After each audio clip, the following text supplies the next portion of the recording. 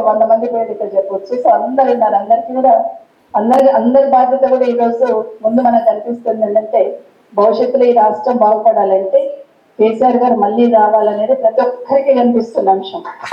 పైన కేసీఆర్ గారు రావాలనే సబితక్క సన్నాయి నొక్కులు మేడం, సబిత మేడం చాలా మంచిగా మాట్లాడుతుంది. అప్పుడప్పుడు షాక్ అవుతుంది. కేసీఆర్ పాలన చూసి ఊగిపోతుంది, రేవంత్ రెడ్డి పాలన చూసి షాక్ అవుతుంది, ఎన్నో మాటలు మాట్లాడుతుంది. నిన్నగాక మొన్న చిత్తుగా ఓడిపోయి 48% ఓట్లు ఉన్నటువంటి బీఆర్ఎస్ 16% పడిపోయింది. ఏమున్నది, ఒక్క ఎంపీ సీట్ రాలే. పరిస్థితి ఘోరం. ఇలా ఎవరెవరంటే ఇలా పైసలు దోచుకున్న పైసలు మిగతా ఉన్నాయి. 10 ఏళ్ళల్లో గబ్బు లేపిరు కదా సబితక్క, ఆ పైసలు మొత్తం మీ దగ్గర ఉన్నాయి.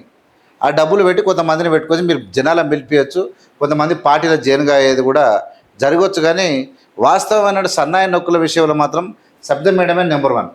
మేడం మాట్లాడండి. మొత్తం కింద సామాన్యులు కూడా గులాబీ కండువా ఎవరి మెడలు ఉందో వాళ్ళ దగ్గరికి వెళ్దాం, మాకు భరోసా వస్తుందనే నమ్మకం ఈ రోజు కింద ప్రజలంతా కనిపిస్తుంది. ఏం భరోసా అందదా మేడం? ఏం భరోసా? ధరణ తీసుకొచ్చి భూములు లూటి చేసినట్టు అనుకున్నావా? మొత్తము 15 లక్షల కేసులు నమోదైనాయి, 8 లక్షల కేసులు హైకోర్టు వరకు వెళ్ళినాయి. ఇప్పటికీ 5 లక్షల కోట్లు కేసులు ఉన్నాయి, భూముల కేసులు. దందా లంగాగాళ్ళు తయారయ్యారు. ఐఏఎస్ ఐపీఎస్లు చీటర్లుగా తయారైపోయి ఒక వెంకటరామరెడ్డి, ఒక మన రంగారెడ్డి అమయ్ కుమార్ లాంటి, ఒక గడాల శ్రీనివాస్ లాంటి, ఒక్కరు కాదు మన చీఫ్ సెక్రటరీ సోమేష్ కుమార్ లాంటి మంచి ఖతర్నాక్ గాళ్ళు గజ దొంగలు వెళ్ళిరు మీ దాంట్లో.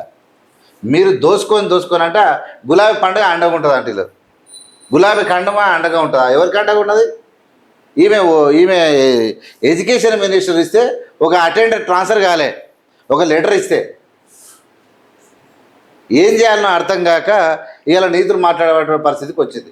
నేను చెప్తా ఉన్నా, బీఆర్ఎస్ మీ యొక్క ఇలా ఏ లెక్కన మాట్లాడితే ఎట్లా అదృష్టమైంది. రేవంత్ రెడ్డి గారికి నా విన్నపం ఏంటంటే, మీకు మొదటి సంవత్సరమే వీళ్ళ యొక్క దౌర్జన్యమైనటువంటి మోసపూరితమైనటువంటి ఎగబడడం అనేది మీకు చాలా ప్లస్ పాయింట్. ఎందుకంటే ఆదిలోనే మీకు ఇలాంటి దాడులు జరగడం వల్ల పార్టీని చక్కబెట్టడానికి, ఈ రాష్ట్రంలో ఉన్నటువంటి ఈ దుర్మార్గలను ఎదుర్కోవడానికి రేవంత్ రెడ్డి గారికి మంచి అవకాశం వచ్చింది. ఇది మాత్రం పక్క. చెప్పండి మేడం. మనం చూస్తా ఉన్నాం. సో ఇవన్నీ నెంబర్ వేసుకున్న సందర్భంలో ఇప్పుడు ఒక్కసారి ఆ ఫోటో చూస్తే, ఏం ఫోటో? రేవంత్ రెడ్డి గారు వచ్చినప్పుడు ఏం చెప్పారు? ఏం చెప్పారు? కేసీఆర్ నిశానా చెప్పేస్తానే అన్నారు. అన్న ఒక్క నిశాన చెప్పగలుగుతారు? ఒక్క నిశాన,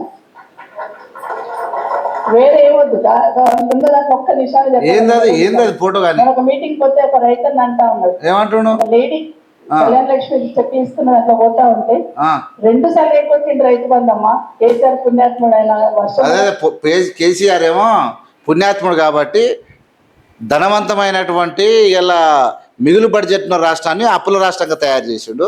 ఉన్నకాడికి భూములు ఖతం చేసిండు, ఉద్యోగాలు ఇవ్వలేదు, సర్వనాశనం చేసి పార్టీ కార్యాలయాలు కట్టుకొని, విమానాలు కొనుక్కొని, ఫామ్ హౌజులు పెట్టుకొని, దొంగల మూట రాష్ట్రాన్ని దోపిడీ రాష్ట్రంగా తయారు చేసి పేద ప్రజలను సర్వనాశనం చేసిండు.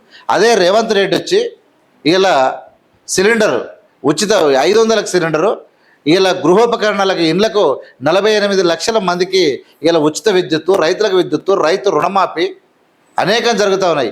ఇలా మీరు అనుకుంటున్నచ్చు వీళ్ళందరికీ రైతు రుణమాఫీ, రైతు బంధు ఎగొడతారు అనుకోని. రైతు భరోసా 100% ఈ రాష్ట్రంలో కొనసాగుతుంది.